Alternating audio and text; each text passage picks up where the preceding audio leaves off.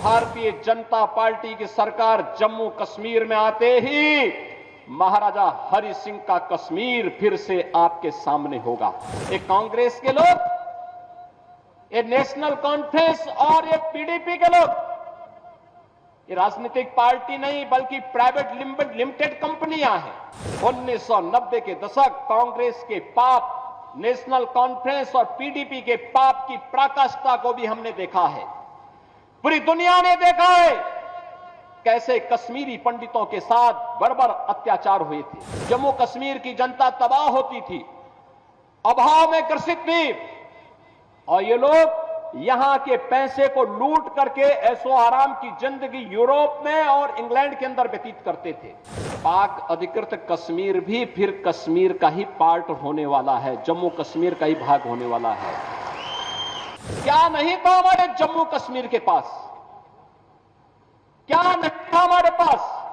मैं आप सबसे कहना चाहता हूं कि आज जम्मू कश्मीर के अंदर हम जब बात करते हैं तो सचमुच मुझे उन महान विभूतियों की याद आती है।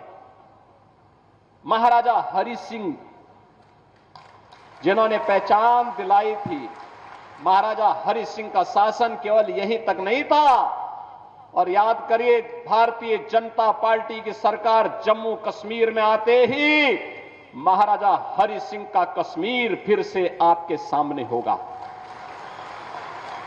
काबुल तक का शासन महाराजा हरि सिंह के पास था। तिब्बत में डोगरा सेना रहा करती थी। कौन नहीं जानता है पंडित प्रेमनाथ डोगरा जी के प्रति किसके मन में सम्मान का भाव न हो। और जब कबालाई यहां घुस करके आतंक फैलाना चाहते थे, तब ब्रिगेडियर हरि सिंह ने, तब ब्रिगेडियर राजेंद्र सिंह जी ने last man and last bullet का नारा भारत की रक्षा के लिए अपने आप को बलिदान किया था।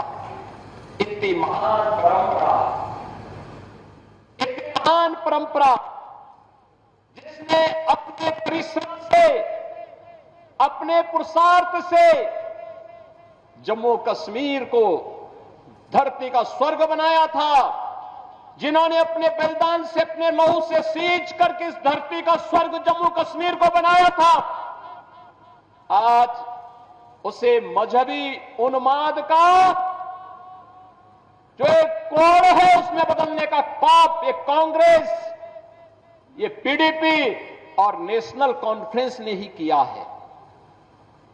ये पाप करने वाले लोग जो देश के साथ गद्दारी कर रहे थे, देश के संसाधनों का उपभोग कर रहे थे, उनको सबक सिखाने का चुनाव है ये जम्मू कश्मीर विधानसभा का चुनाव। और इसी के लिए आज मैं आपके पास आया हूं। बहनों और भाइयों, परिवर्तन किस रूप में होता है? याद करिए करतारपुर कॉरिडोर के बारे में, गुरु नानक देव जी का कॉरिडोर बने, भारत की सिख परंपरा की गुरु परंपरा ने भारत के अंदर भक्ति से शक्ति की जिस यात्रा को आगे बढ़ाया था, गुरु नानक देव जी भक्ति के उस पराकाष्ठा का नाम था, तो गुरु गोविंद सिंह जी इस भक्ति से पनपी भी शक्ति का एक तेज था। याद करिए, करतारपुर कॉरिडोर का निर्माण प्रधानमंत्री मोदी जी के द्वारा कराया गया। और यही नहीं, बाल दिवस की बात जब देश के अंदर होती थी, बाल दिवस की बात जब होती थी, तो बहनों और भाइयों, इन्होंने पंडित जवाहरलाल नेहरू का जन्मदिन बाल दिवस के रूप में कांग्रेस ने मनवा दिया। मुझे बताओ, अरे बाल दिवस के रूप में नाम आना चाहिए ना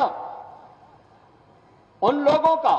गुरु गोविंद सिंह जी के 4 साहबजादों ने, जिन्होंने सनातन धर्म के लिए, भारत के लिए सुरक्षा के लिए, भारत को विदेशी आक्रांताओं से मुक्त करने के लिए, गुलामी की बेड़ियों को तोड़ने के लिए जिन्होंने अपना बलिदान दिया था, बाद में उनकी स्मृति में मनाया जाना चाहिए था। कांग्रेस के कभी था नहीं, लेकिन मोदी जी ने बाल दिवस की तिथि तय करके पूरे देश के अंदर 4 साहबजादों की स्मृति को जीवंत बनाने का काम किया। हम लोगों ने उत्तर प्रदेश में 2020 में बाल दिवस के कार्यक्रम को पूरे उत्साह के साथ करना प्रारंभ किया। उत्तर प्रदेश मुख्यमंत्री आवास में एक आयोजन होता है और वह आयोजन बाल दिवस का होता है, जिसमें गुरु गोविंद सिंह जी महाराज के 4 साहबजादों की स्मृति को हम समर्पित उस बाल दिवस के कार्यक्रम को हम आयोजित करते हैं। बाकी वहां पर अन्य सभी कार्यक्रमों को स्थगित कर